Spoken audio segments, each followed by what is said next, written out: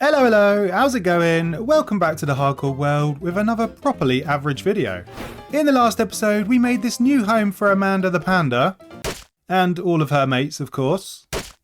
And I have to say that this is probably one of my favourite things from the series so far, because not only does it look absolutely bloomin' marvellous, as you can see, it's also feeling pretty useful because we've got the bamboo farm down here, and that is chugging along very nicely indeed. And speaking of farms, we've made quite a few so far in this world to help us along the way. So today I'm planning to make our lives even easier by building a whole raft of farms, starting with a new supply of food. And that's something that's feeling pretty badly needed at the moment because we've been living off the chickens from this farm in here since episode 3. And this chicken tastes properly rubbish, alright? It's overcooked in this pit of lava and it's just plain boring chicken. It doesn't even have any seasoning or flavour or anything. So we need a new supply. And in the last video we got ourselves up here and we did that with absolute professionalism. So I thought that gives us a good chance to make a farm that I've never done before and one that allows me to mass slaughter a mob that I absolutely detest. So we could crack on with making that first, but I've just realised I've come all the way over here to record this bit and I've brought none of the stuff with me that I need. Be right back. Okay, we're back on the roof and we got all the bits that we need. It looks like a lot, but actually it's not too bad in terms of resources for a farm, except for this many hoppers, which is an insane amount really. But hopefully worth it to never have to make food ever again. So now we need to fly around and search for a crimson forest biome. And then we can crack on with making our first farm of the day. Ooh, that's a weird angle. And it was pretty easy to make actually. It's basically some platforms for the hoggers to spawn on, and when they see those green fungusy things, which I forget the name of, they run away and fall straight into the lava killing bit in the middle. And I bet that you thought clever old me made this thing up, didn't you? No? Of course not. I followed a really easy tutorial from They6, so go check out their video to see it in all its glory. And while you do that, I'm going to head all the way up here to AFK for a bit, and then we can see how well this farm works.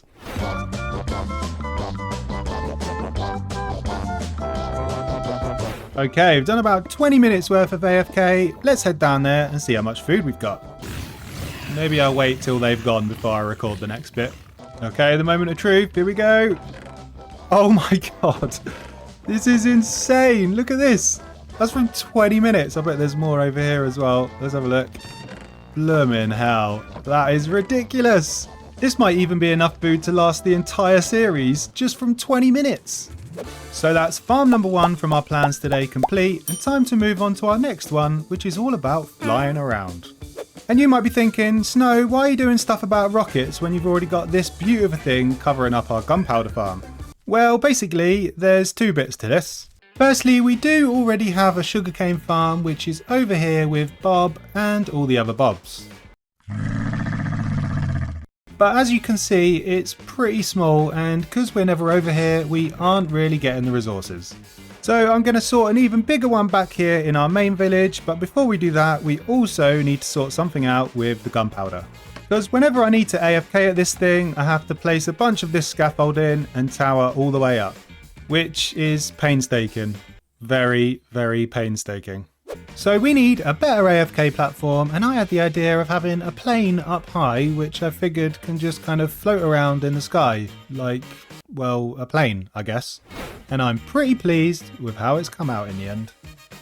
And I can kind of imagine a whole bunch of these kind of flying around in the sky above this area, so maybe we could add some of those in another time just to add a little bit more to the place. The only problem, I guess, is that you can't really see it from down here. But as you get a little bit closer, it looks just plain awesome. A hilarious joke. A hilarious dad joke. A hilarious joke. I can't believe that he went and said that. Dad joke. So now getting the gunpowder from this thing should be a lot easier, which, as we can see from down here, it's working a treat.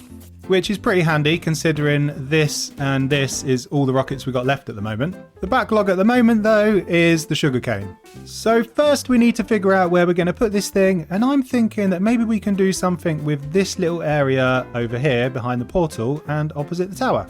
And rather than trying to build a big gigantic house to fit the farm in, I'm going to first come and grab these bits here And then we can place down a whole bunch of these golem blocks. And then we can clear a whole bunch of trees, dig a massive hole underground, and then finally build that famous farm. So here's me clearing some trees, then here's me digging a big hole as promised. Here's me painfully searching for redstone because I didn't have enough, and then for good measure here's me building a beautiful / ugly big sugarcane farm for all our sugarcane needs.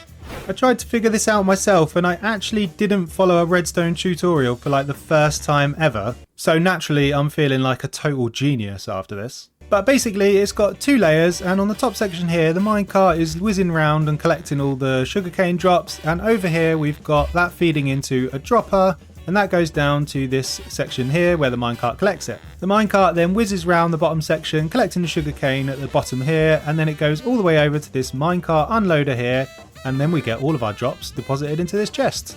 Obviously there's going to be way more effective ways to do it, but considering my average redstone skills, I'm feeling pretty proud about that. So now step 2 of the plans is complete, and our super duper sugarcane farm has given us all the rockets that we need.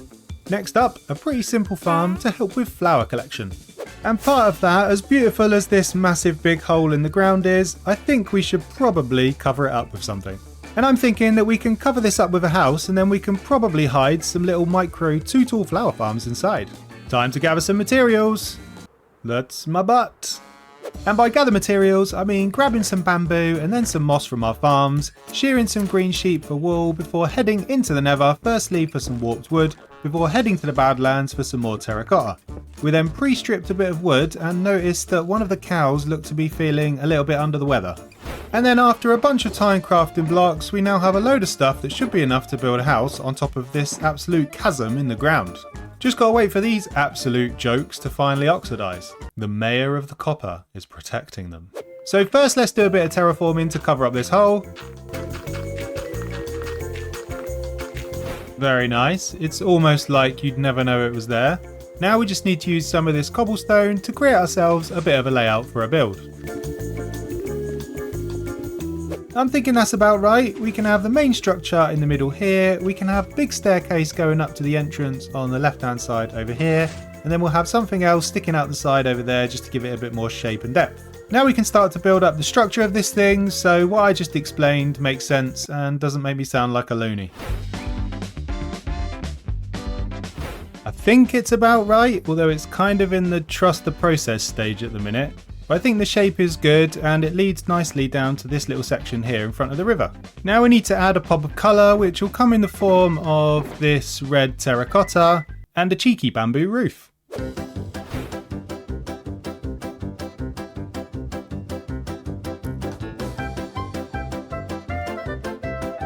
Oh yeah, it's looking good. It's amazing what happens when you add a roof onto something. It actually looks like a proper house, and a little slanted roof for good measure. We've also added this little side building over here. Basically, if in doubt, just add a bunch more shapes to the thing and it kind of mixes it up a bit. Now all we need to do is add a whole bunch of details like the stairs over here, a chimney and some windows, and then some other little details just to finish this thing off. So that's exactly what we did, putting in a wonky staircase, a couple of chimneys for the wind before detailing the build with windows and some other little nuggets to finish the thing off. And after decorating the heck out the front and extending the path down, here is our finished sugarcane cover-upper house. Pretty catchy name, don't you think? In here is a bit of a mess at the minute, but I'm thinking we can use this for sugarcane storage and we can try and find a way to get the drops from down there up into here. And if we take a walk up the wonky staircase, you can see that I've also done a little interior which has these micro farms that I mentioned before. So basically we just come behind here and whack on all of these levers and we'll get all the flowers that we'll ever need. Also through here I've somehow managed to squeeze in a little nano crop farm that we can use. It's all very, very snug. But basically we just whack this lever on and hold right click down here and we get loads of crops, and we can do this for carrots, potato and wheat. But it's all very, very loud because everything goes a bit crazy because it's so snug. That's better. So now we're really motoring on, and that's 3 of our farms done. Next up, 2 farms almost exclusively just because I like candles because they look nice. And after making this one look pretty, the next one is also going to be pretty. Pretty gross and ugly. Ha ha! Because just behind this house, when I was off camera going around a mine shaft, I found something, which I've put a ladder to down there. You'll be surprised to hear that given it was in a mine shaft, it's this beaut of a spider spawner, which will do nicely for a bit of string and also a little bit of extra XP, seeing as our only XP source at the minute is a very, very slow skelly spawner. So with the power of some editing magic... guys, I think I edited too hard and something really, really bad happened.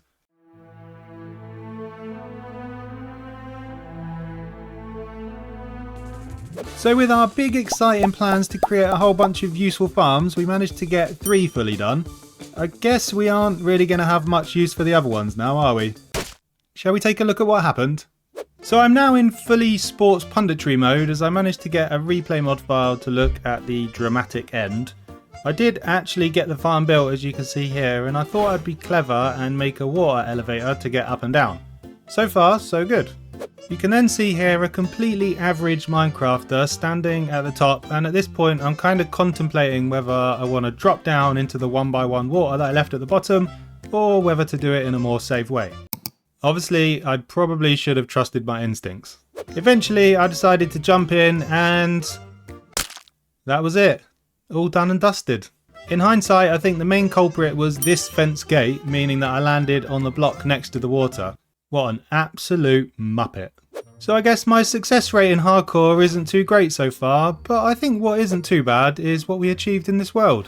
I was really loving what we were building up in this area and in this series with some builds that I am really, really proud of. But I suppose that's the risk that you take with hardcore. But I guess all average things must come to an end. I'm fine, I promise.